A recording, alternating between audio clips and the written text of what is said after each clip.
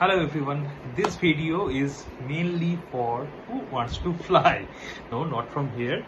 Basically, here in this video, we will discuss who are the people who want to become a pilot, commercial pilot, or any sort of pilot we can say after their high school degree.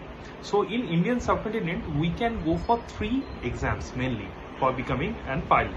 If you actually want to go for a commercial license, like you want to work for a commercial pilot, like working in many type of private companies like Tata, you can go for like Emirates, all this. And on that case you need to clear Indira Gandhi Rashtriya Udan Academy, which is popularly known as IGRUA entrance test, that mainly for the commercial license, I'm repeating. And apart from that, another exam you can clear for becoming a pilot, that's aircraft maintenance engineering common interest test, okay, and that is known as AMECET.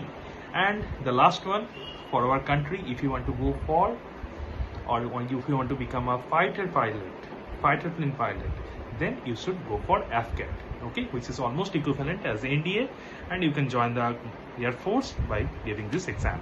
That's all for today. Hope this video would be informative.